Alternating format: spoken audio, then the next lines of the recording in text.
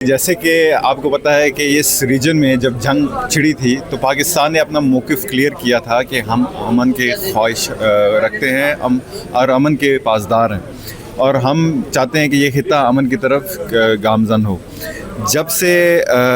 پاکستان نے میڈیٹر کا کردار یعنی ثالث کا کردار ادا کرنے کی کوشش کی ہے تو ملک دشمن عناصر سمیت ان ممالک کو جن کو پاکستان کی کامیابی سے تکلیف ہے ان کو تکلیف ہوئی، اور اسی تکلیف کو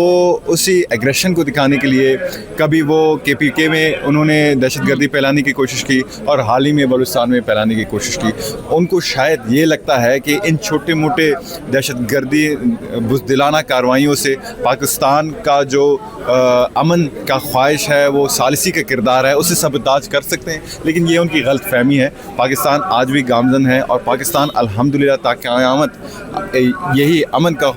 پاسدار ہوگا، اور ثالثی کا کردار ادا کرنا یہ ہمارے لیے ڈپلومیٹک فیلڈ سمیت جو نیو ورلڈ آرڈر ہے اس میں ہمیں ریلیونٹ بنانے کے لیے ایک بہت بڑا قدم ہے۔ میں نے بازی میں بھی اپنے ٹاک شوز میں انٹرویوز میں کہا ہے کہ جب دہشت گردی ہوتی ہے ہمیں ان کے صرف سر نہیں کاٹنے ہیں، جڑوں تک پہنچنے ہیں، اور جڑ کہاں ہیں ہمیں پتہ ہے کہ افغانستان میں۔ تو پاکستان نے یہ فیصلہ کیا ہے کہ ہم دہشت گرد کو کبھی نہیں چھوڑیں گے، ان کے گھروں میں ٹھکانوں میں گھس کے انہیں ماریں گے، اور ہمارے جو نیشنل سیکورٹی ہے اس سے بالا تر کوئی نہیں۔ تو میں سمجھتا ہوں کہ یہ جو چھوٹے موٹے جو ان کے ایکٹس ہیں یہ سبوتاژ کرنے کے لیے، اور لیکن یہ ناکام ہوں گے۔ پاکستان کو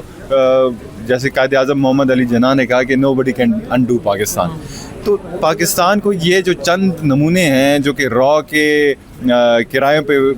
بٹتے ہیں، تو یہ کبھی بھی پاکستان کا جو روشن مستقبل ہے یا پاکستان کا ابھرتا ہوا نام ہے اسے ڈیمیج نہیں کر سکیں گے۔